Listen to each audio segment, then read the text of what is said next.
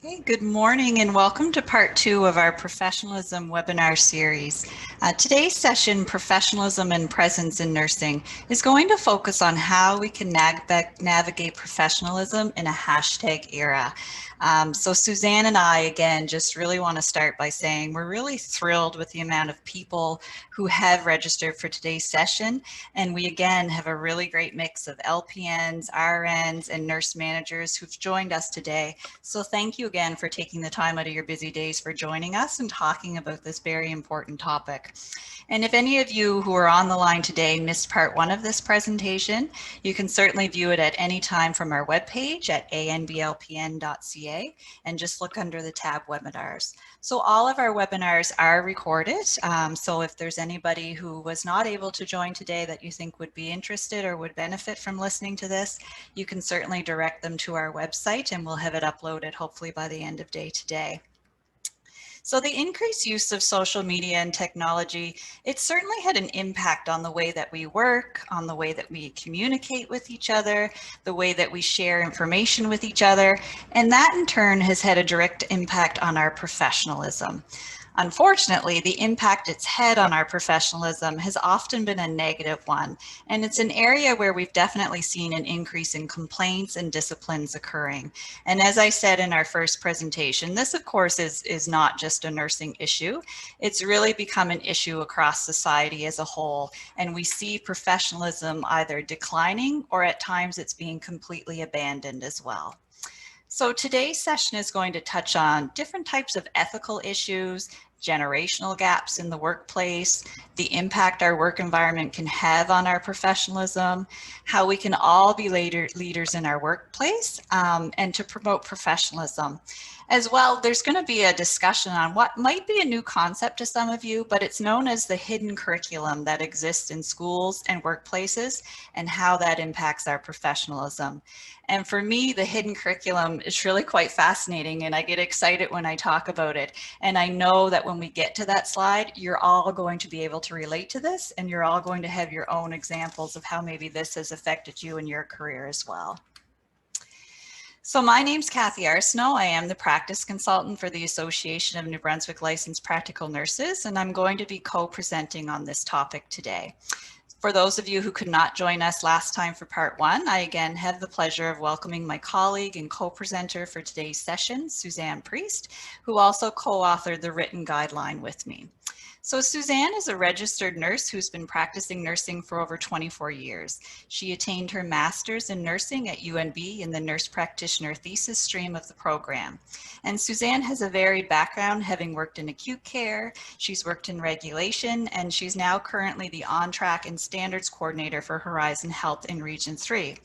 And of course, in her spare time, she also continues to work on a casual basis in the NICU. So she's winning lots of Superwoman awards lately.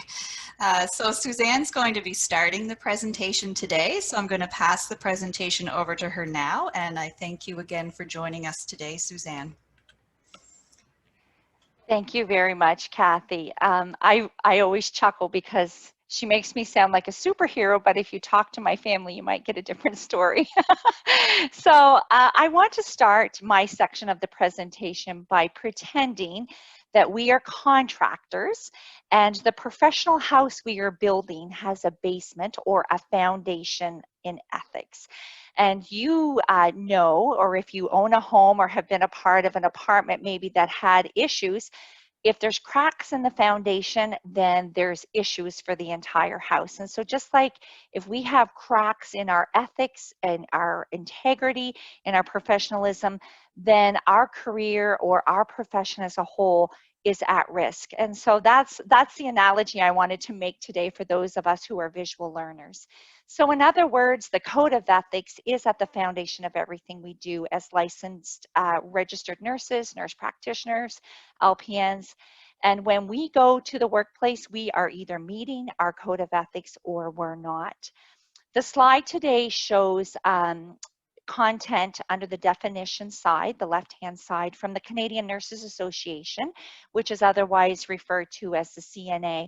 But I also want to point out that the Canadian Council for PN Regulators, CCPNR, They also have a published professional code of ethics.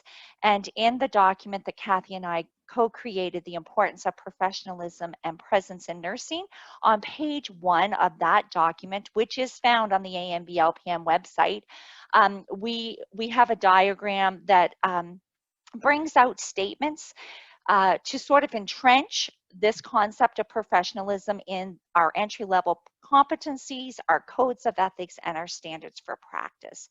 So let's get right to the meat of this slide.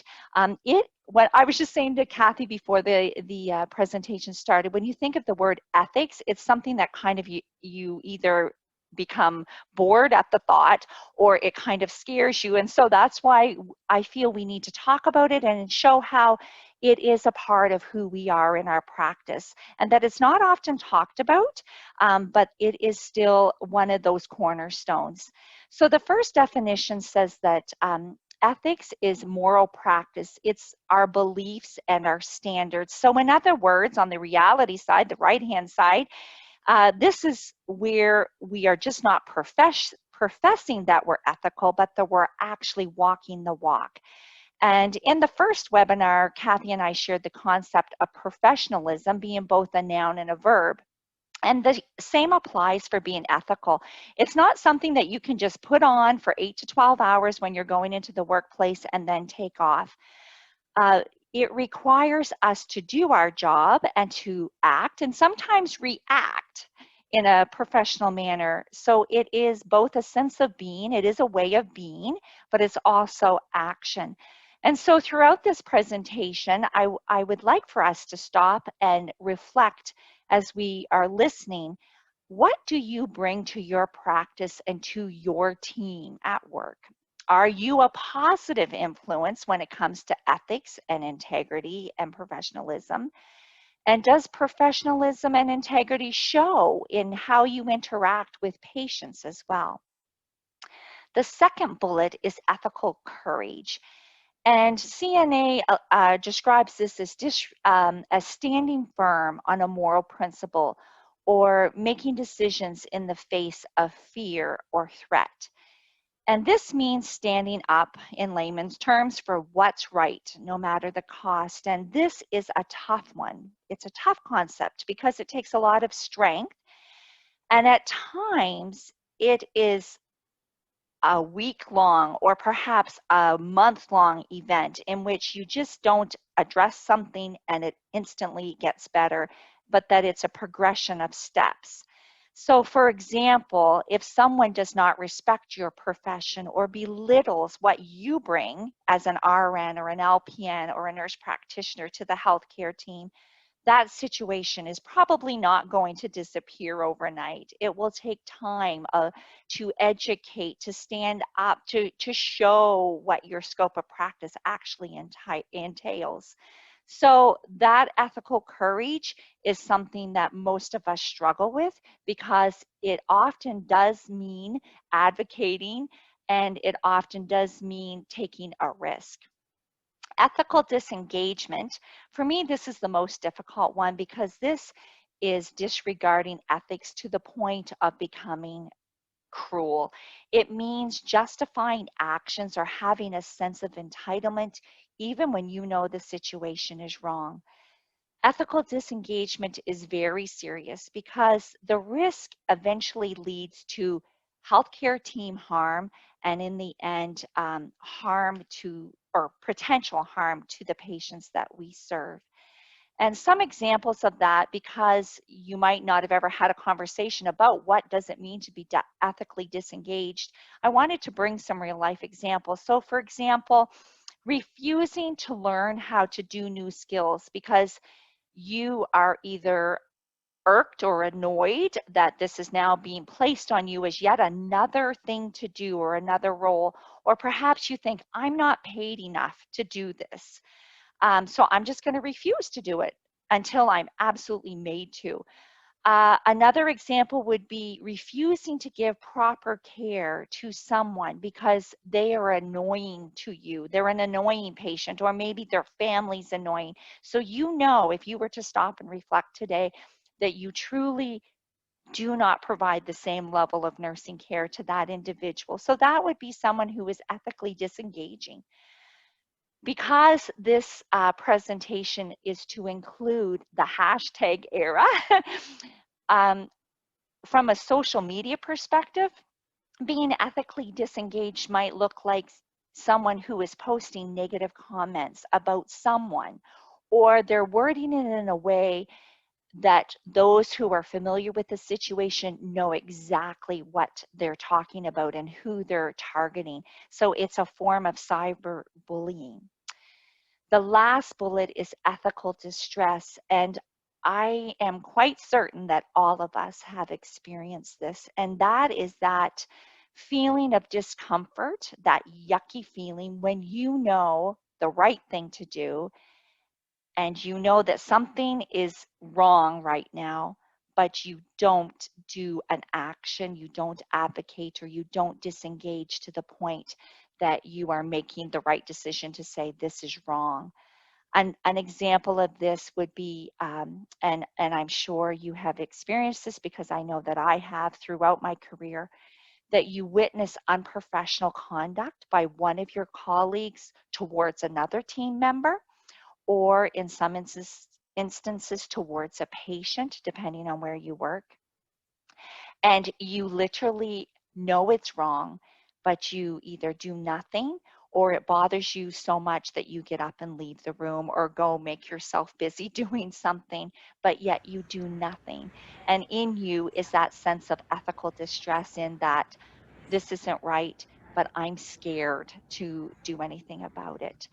From a hashtag or social media perspective, this would be an example of you're part of a closed professional group, or maybe your workplace has a closed, you believe it to be a quote unquote closed group, and there's a lot of bashing going on, and you still remain a part of that group. So you're bothered by what's going on in the group, but yet you don't do anything about it. And maybe you even put a thumbs up every now and then. So with all of this in mind, ethics, ethical courage, ethical disengagement, and ethical distress, I asked Kathy to put up some poll questions. So I'd like to do that right now, Kathy. Perfect. So I'm just going to launch the first poll, and you can just answer yes or no to the question. And of course, your name won't be shown, so you don't have to worry about that. So the first question you're seeing on your screen is that now that we've discussed the meaning of ethical courage, ethical disengagement, and ethical distress, have you ever been ethically distressed at work? So that's knowing that something is wrong, or something is ethically or morally wrong. So we'll just give you a few seconds to answer that question. Yes. And I'm not surprised by what we're seeing. No. And I'll share the results on the screen for everybody. There's just a few more votes coming in there.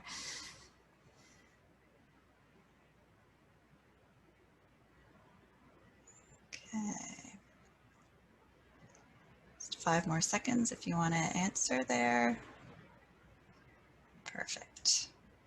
So I'm just going to share the results with everybody now. So not surprising at all is that 95% of you said yes. You have been ethically distressed at work, and only 5% has said no. So I'm going to launch a second poll question to you now, just as a follow-up. So if you have been ethically distressed at work, which many of you said you were, did you have the ethical courage to stand firm for what was right? So we'll give you a few seconds there.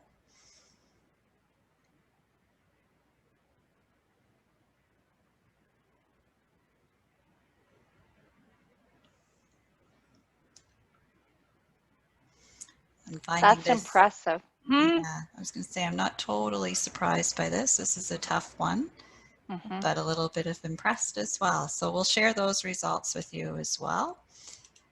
So 75% of you did have the ethical courage to stand firm about what was right, and 29% of you said no. And so as Suzanne said, it's a very hard thing to do for sure. So we just have one more follow-up question for that. And here we go. So if you have stood up for what was right, what was the outcome? So was it a positive outcome, negative, or was there no real outcome at all?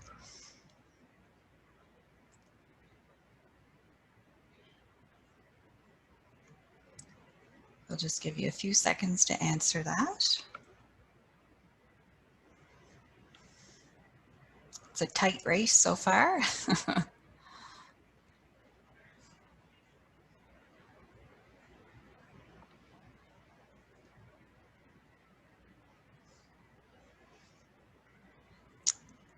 Okay, so we'll share those results with you as well.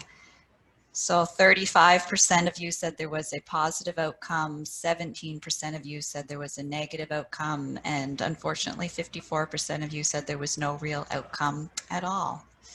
So I'll take that down and can continue on, Suzanne.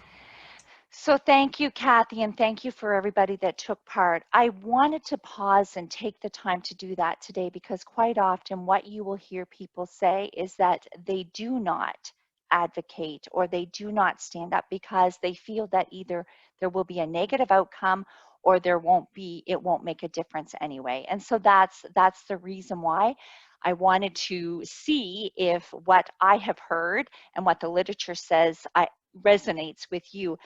At the same time, that does not give us an excuse to stop trying to do what is right in both regulatory standards for RNs, LPNs, and nurse practitioners. We are to advocate when something is wrong, and once you know it, you're to identify it, own it, and do something about it to the best of your ability. So that's where I'll end the discussion right for now on ethics and integrity, but I wanted to check in with you on that point, so thank you.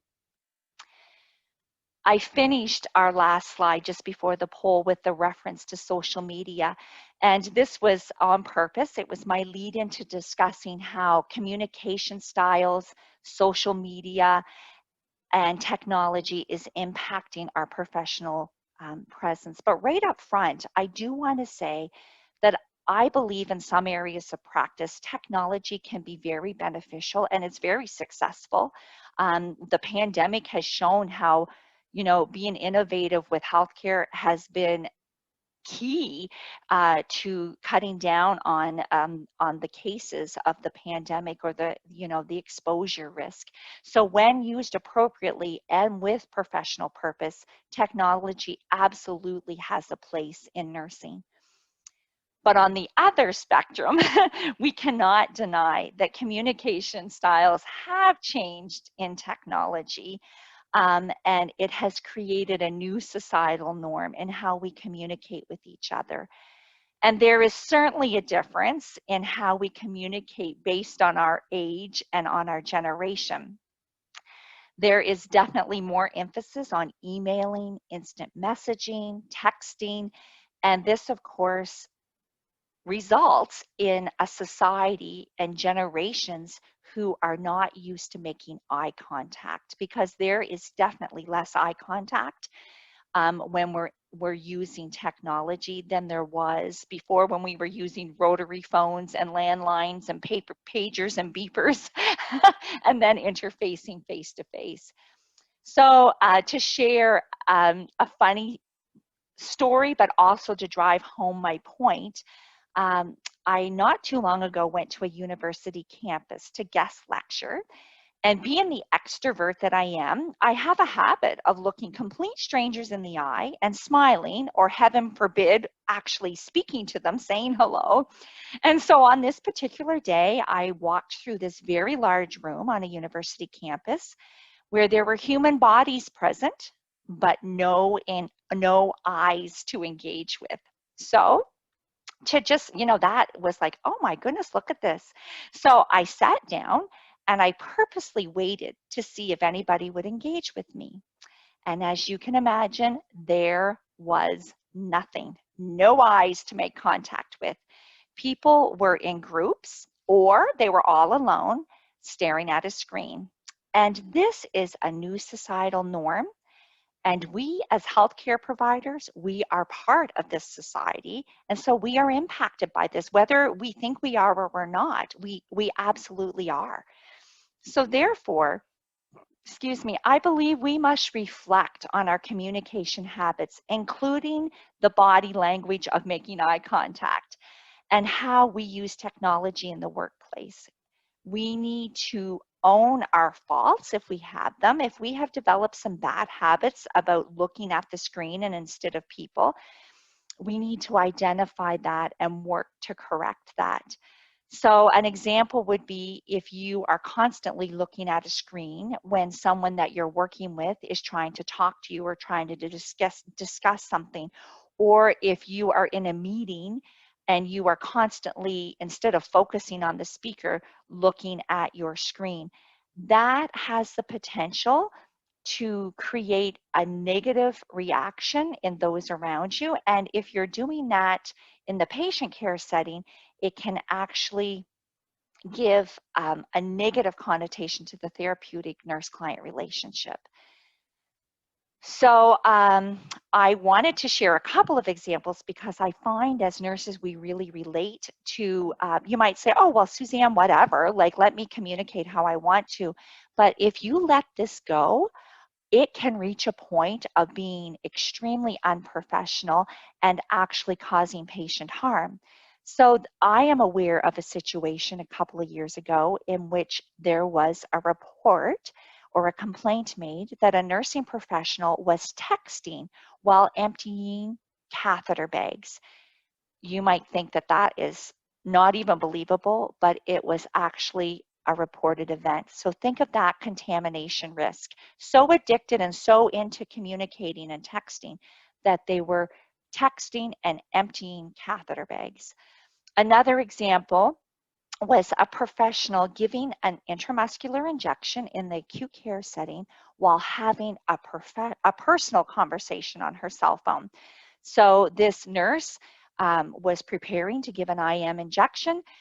She answered her personal cell phone, had this conversation, went over, swabbed the patient, gave the injection, and the patient and the patient's family member were just shocked because she continued to have her personal conversation through the whole thing. So I know that's an extreme event, and you might say to yourself, oh my goodness, I would never do that.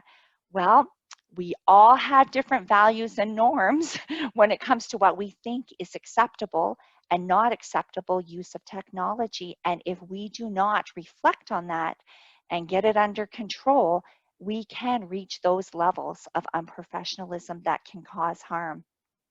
And so to the formal leaders that might be listening to this webinar today, I want to say that if this is a problem in your workplace, it's not going to go away on its own. So both ANBLPN and NAMB have supporting documents on this topic. You can go to their websites and look up social media, and there are some guiding documents for registered nurses, nurse practitioners, and licensed practical nurses. So I encourage that for all of us today. If you haven't recently reflected on your practice, and also if you haven't gone to your regulatory bodies websites and looked at what they have and what they say about this. Lastly, I want to remind us to be mindful that what we share while we are at work and what we share about work when we're home or at a family gathering is something that we need to be really careful about. The Canadian Nurses Protective Society, the CNPS, has shared that the only way to be guaranteed of not posting too much about work is to post nothing at all about work. Things can go viral very quickly, and suddenly confidentiality can go out the window. And confidentiality is a major component of nursing professionalism. And as Kathy alluded to in her introduction, there have been formal complaints, and I'm sure there will continue to be formal complaints about this. So just a reminder today that there is no such thing as a private work group. If your workplace has a closed Facebook group or some other type of group, there's no such thing as a completely private group. when it comes to social media, because people can take screenshots in an instant, they can save them, they can download them, and they can send them to different people, including your regulatory body. So I just wanted to put that little caution out there.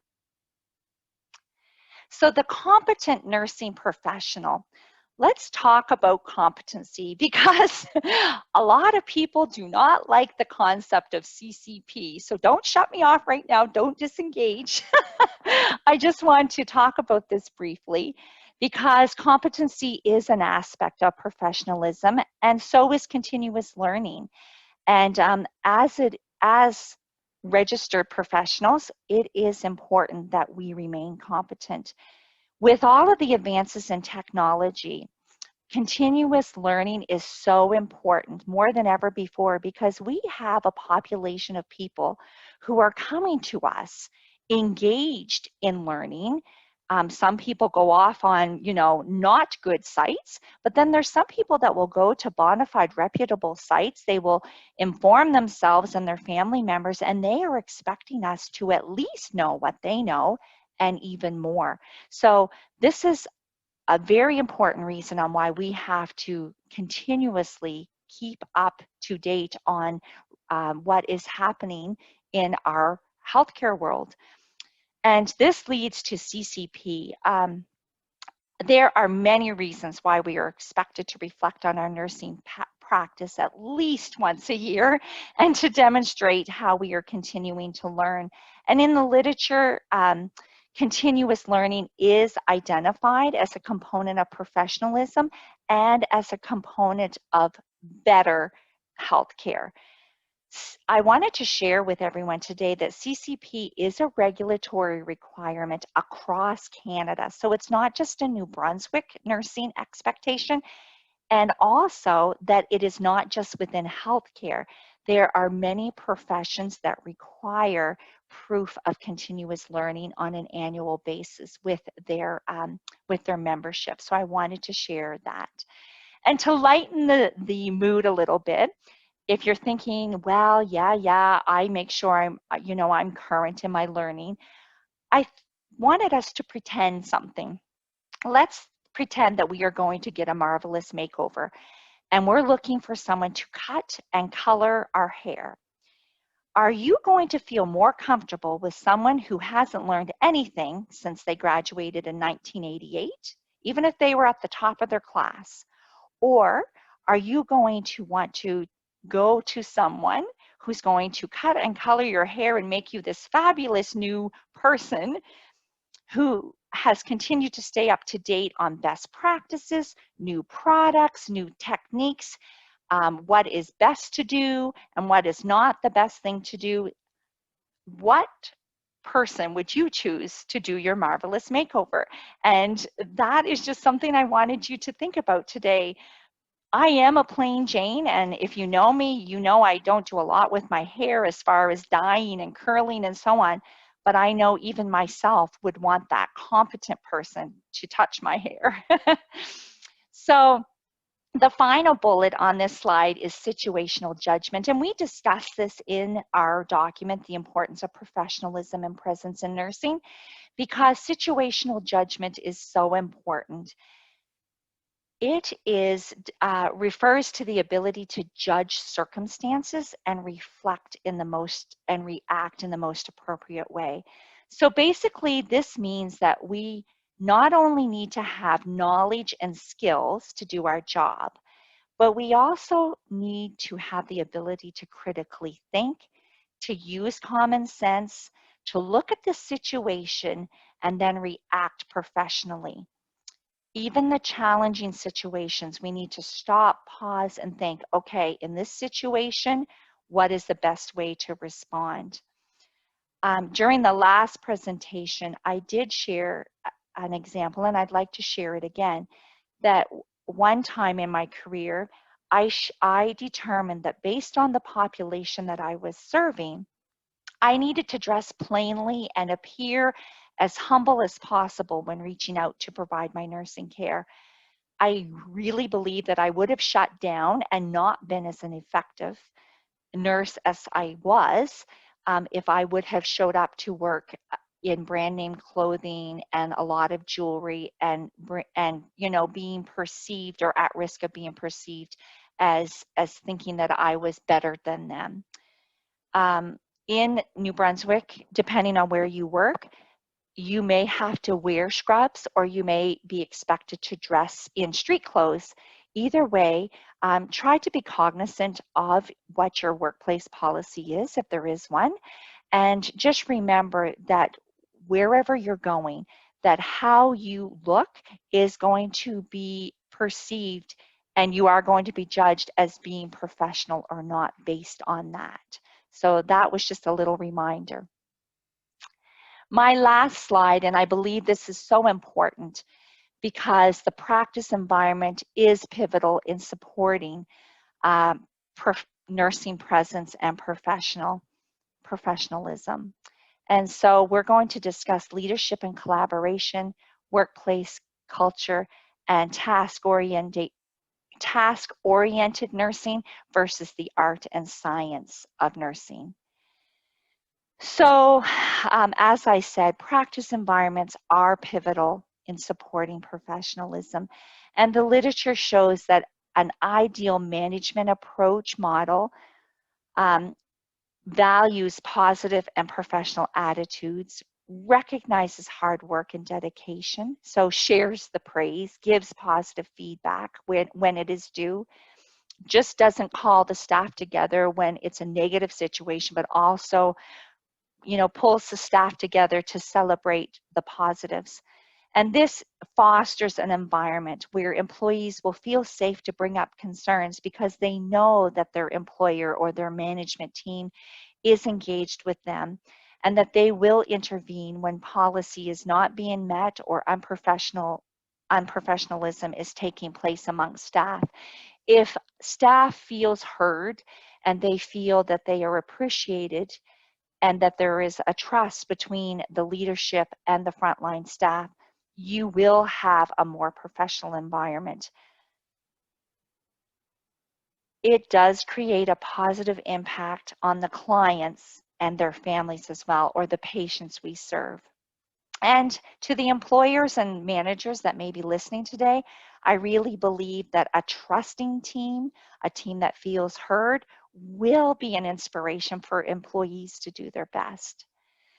Often the employer and even other healthcare professionals will view nursing as a list of tasks to perform. We know that nursing professionals do a lot of tasks. If you think about what you do in the run of a day, it's task after task after task, and that's really important. I'm not, you know, trying to devalue that. It is extremely important that we're proficient and timely in what we do. But I want to ask us today, again, not to answer here in this presentation, but to ponder and reflect upon, if we are only viewing nursing as a task list, then will our practice environment be one that only values productivity and efficiency? And if we're only concerned with tasks and time management and efficiency, will we still put in time or make time to be compassionate and empathetic? So just leaving that there. To end my portion today before turning over to Kathy, I wanted to share a few points on staff retention and professionalism. What's the link between staff retention and professionalism? And I bring this up cautiously because I am not a human resource specialist, and I know that we are in a significant nursing shortage. And so I am just sharing what the literature shares at this point.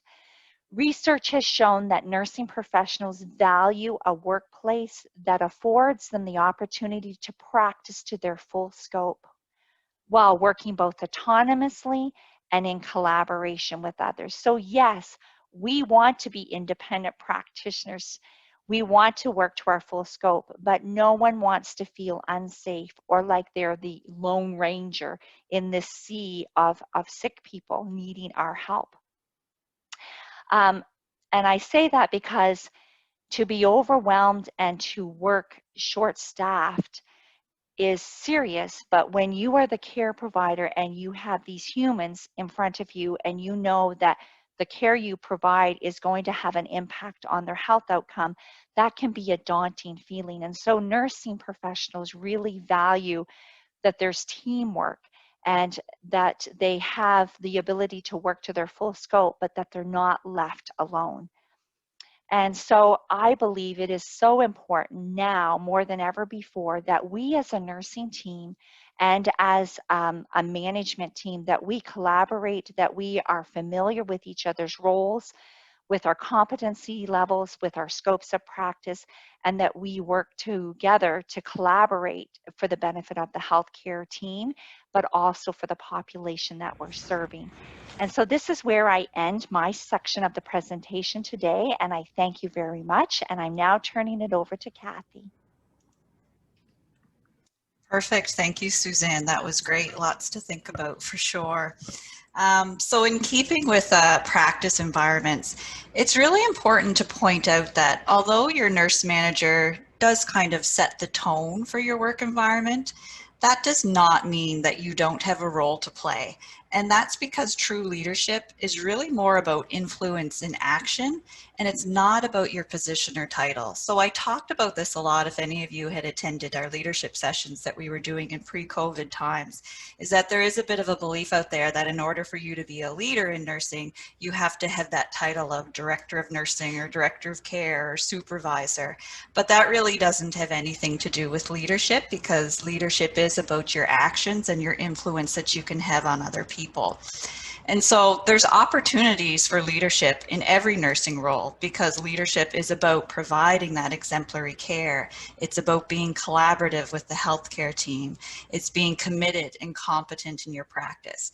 That is how we show our professionalism. So it's not only up to your nurse manager to grow a strong and healthy team where professionalism is valued.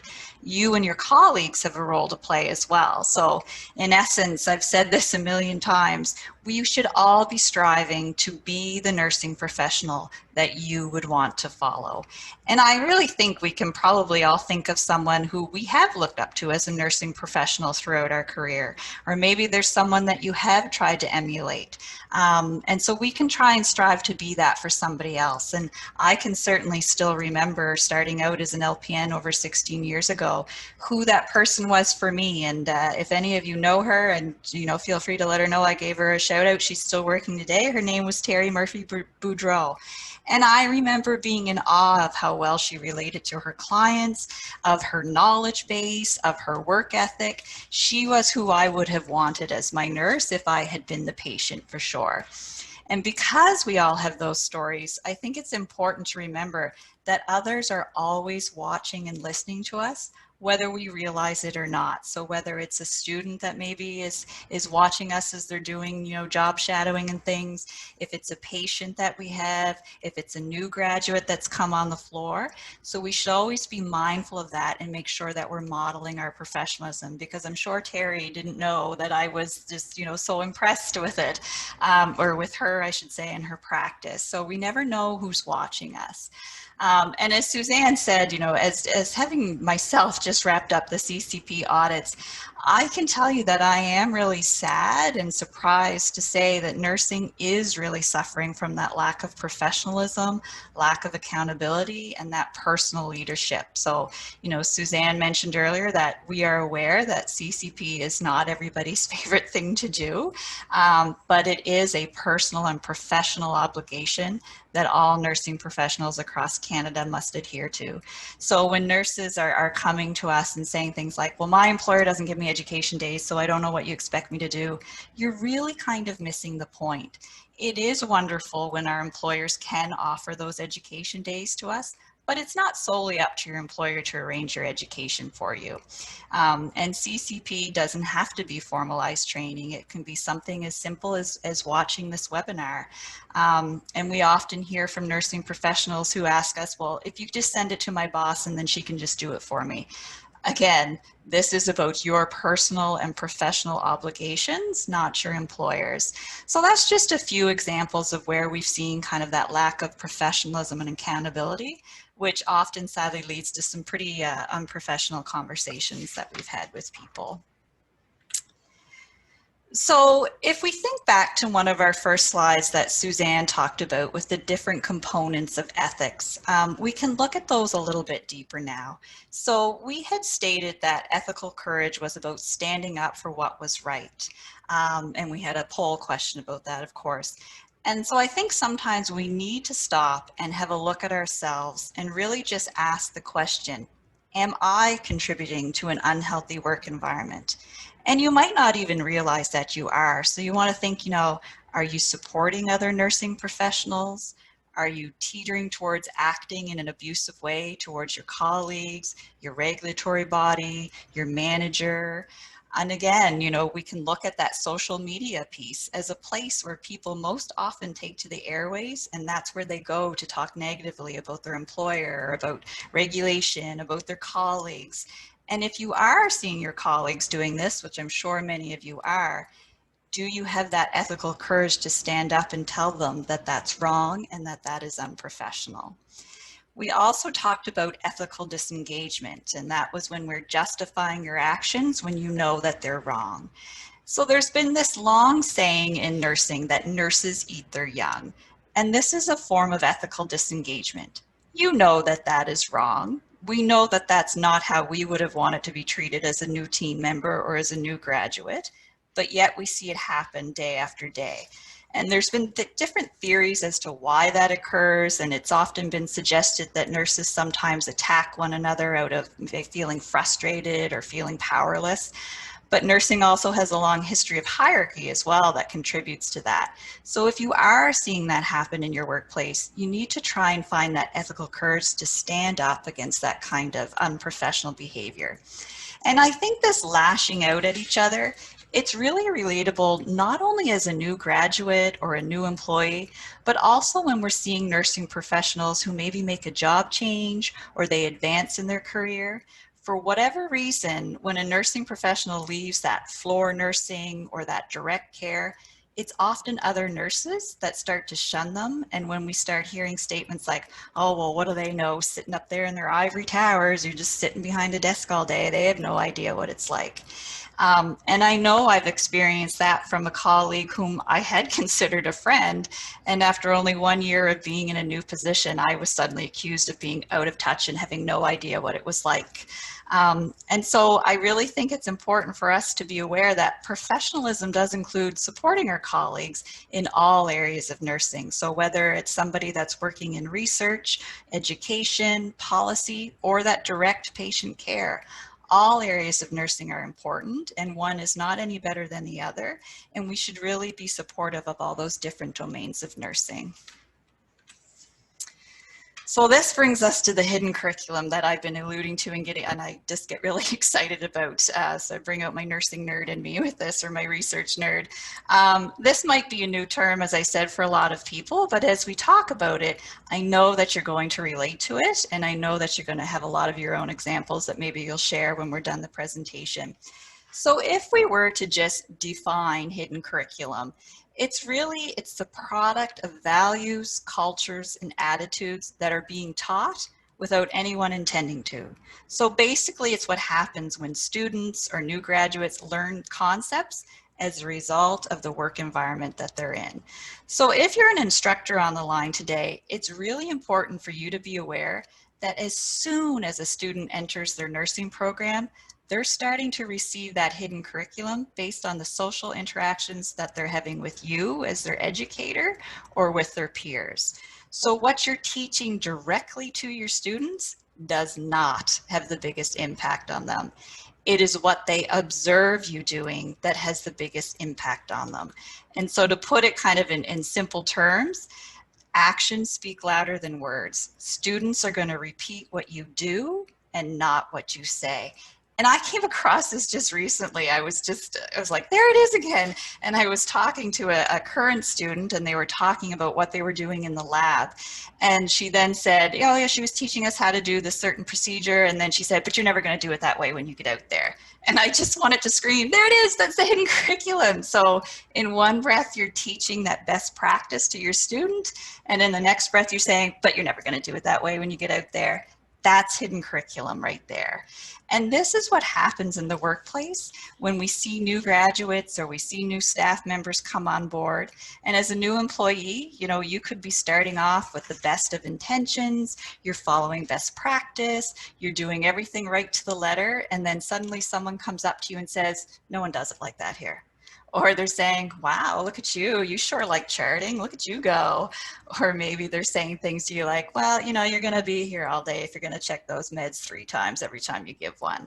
And when we do that to people, they start to feel embarrassed, and then they follow the lead of that person as a way of trying to fit in with the team. And this is where we see that level of professionalism gradually begin to decline. And I think we can all think of examples where what we were taught in school is different than what we're seeing happen in the workplace. And that brings upon that concept again of ethical distress that we mentioned earlier. So that was that icky feeling we get when we know right from wrong and wrong is happening. So a couple of examples that you can think of is, you know, maybe you're seeing a coworker that's pre-signing for their medications because they're trying to save time. Maybe you're seeing a coworker post confidential information online in some of these so-called private groups. You're seeing your coworkers speak harshly to their client, or you see staff telling students that they chart too much, which happens a lot. So now that I've shared a few examples with you, I do just have one more poll question that I would like to share with you all. So I'll just bring that up on the screen now. So now that you know what hidden curriculum is, have you personally experienced this in your career? So I'll just give you a few seconds to answer that question. Not surprising results at all. Just give you a few more seconds there.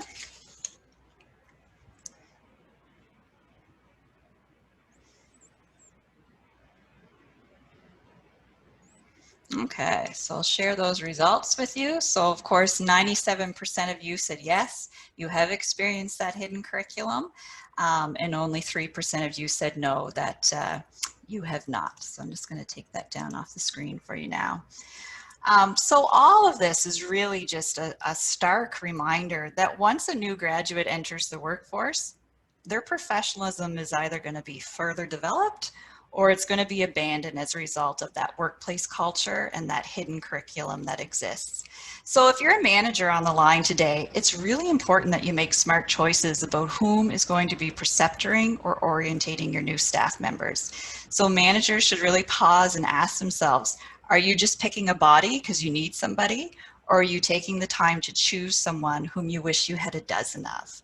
And as we said earlier, you know, nursing professionals are always teaching, whether it's formally or informally, through that hidden curriculum. Oh, excuse me, and it's our actions and our behaviors that influence people around us. You know, and again, I can still remember my first day as an LPN at the hospital. No one knew I was even coming in that day. So nobody bothered to tell anybody that there was a new staff member coming on. So I had no LPN there to orientate me. And the manager basically just put me with the first person she saw walking down the hallway. And this person clearly had no interest in preceptoring me. And she basically huffed and said, well, I guess you're with me, let's go. And she pretty much ignored me for the rest of the day. And that's a really awful way to start out on a new floor or to start your career out. And it really leaves a poor impression for people. And so obviously I'm still talking about it 16 years later. So it was a really poor impression for me for sure. So professionalism is really crucial, as we said, for those practice environments and for your collaboration. So nurses have certainly indicated that a major source of stress results from that interprofessional conflict and feeling undervalued in the workplace. So it really is up to all of us to support that professionalism, to respect one another, and to collaborate so that we can have these strong teams. And if you remember from part one of the presentation, This is where we talked about the fact that if we all come together and make that collective effort in our professionalism, then there is going to have to be a positive shift to that increased professionalism and civility. So people are either going to get on that professionalism bus or they're going to leave because we're all taking a stand against it. And it's really important to remember that my practice is my responsibility, not your nurse manager's. Only you can be responsible for your level of professionalism and how you're going to carry yourself in the workplace. So we're going to wrap up just with some key points that we really hope you're going to take away with you today. And so, of course, we want to start by saying that professionalism is an ethical expectation and obligation. It is throughout all of those core nursing regulatory documents of our code of ethics and our standards of practice. We want to be mindful of acceptable uses of technology and how that is going to impact your professionalism. Of course, professional presence involves more than your appearance and your skills. It's a way of being, and it includes your attitude. So as Suzanne said, you can't just put it on and take it off for 8 hours. It includes your attitude. And practice environments, of course, has to impact professionalism. So workplaces really need to be supportive of professionalism. Leadership, of course, exists in every nursing role because it's not about having that fancy title behind your name. And that nursing professionals are always teaching, whether it's formally or informally, through that hidden curriculum that we talked about. And as the little image says on the bottom of your screen there, we should remember that it's not only about the job you do. As Suzanne said, we often just look at these tasks and we cross it off our sheet when we're working, but it's about how you are doing that job that matters and is going to have an impact on your patients as well. So I want to thank you again for joining us today. We are going to switch now to the question and answer period. I'll stop the recording so that that is not on the presentation. But I certainly want to thank you all for taking time out of your day for joining us today. You can use the Q&A box that you see on your screen to type in any comments or questions you might have. You always have the option to send anonymously so that your name is not being shown. So you can just click that box of send anonymously. So I'm just going to stop the recording now, and hopefully we can have some good conversation.